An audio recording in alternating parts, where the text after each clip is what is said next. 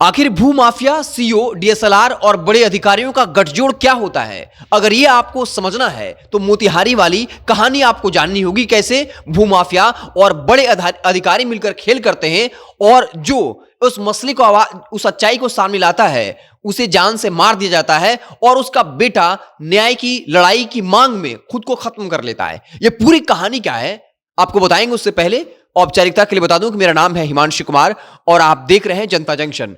यह पूरी खबर है मोतिहारी के अरिराज से, जहां एक बाजार की कीमत की सरकारी जमीन होती है और सीओ और डीएसएलआर साहब मिलकर के उसको बता देते हैं कि ये किसानों रैयत वाली जमीन है और निजी जमीन है। और उसके बाद बाकायदा जो है उस जमीन पर निजी व्यक्ति का कब्जा होता है। और चूंकि एक तरफ जहां सरकार अतिक्रमण को हटा रही है, लेकिन यहां वो अधिकारी कहते हैं कि नहीं, यहां अतिक्रमण नहीं हटाना है, ये उसी निजी व्यक्ति की जमीन है। और उस सरकारी जमीन से अतिक्रमण हटाने के लिए इस मसले को लेकर जो सबसे पहले जिन्होंने आवाज उठाया उनको इन्हीं भूमाफियाओं ने जान से मार दिया। और न्याय की लड़ाई के लिए कि उनके पिता की जिसने हत्या की है उसकी जो है गिरफ्तारी हो, इस मांग को लेकर उसके बेटे ने आत्मदाह कर लिया। अब आप ये समझिए, और अब तक इस मामले को लेकर खुलासा नहीं हुआ। अब डीएम ने बाकायदा पत्र लिखा है और ये कहा है कि तत्कालीन जो मोतिहारी अरिराज के डीएसएलआर थे और दो सीओ थे, दो सीओ का नाम आ रहा है, इन लोगों ने मिलकर जो है भूमाफिया के पक्ष में पूरा काम किया था।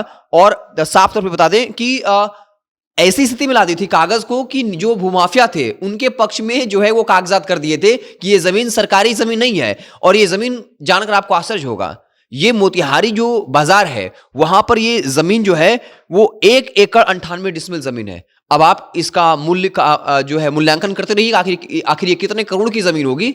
और कैसे डीएसएलआर और सीओ ने मिलकर भूमाफिया के साथ मिलकर पूरा खेल किया और जिसने इसके लिए आवाज उठाई, जो इस पूरे मसले की सच्चाई को सामने लाया था, उसे भूमाफियाओं ने जान से मार दिया। और बेटे की लड़ाई बेटे ने जो है खुद को खत्म कर लिया कि मेरे पिता को जिसने मारा है उसकी जो है गिरफ्तारी हो। और उसके बाद अब समझ जाइए, इतना बड़ा मसला होने के बाद भी जब विजय सिन्हा लगातार अधिकारियों को हड़का रहे हैं, रोज सुर्खियां बनती हैं, उसके बाद भी अब डीएम को पत्र लिखना पड़ रहा है कि भाई वो जमीन जो है वो सरकारी जमीन है।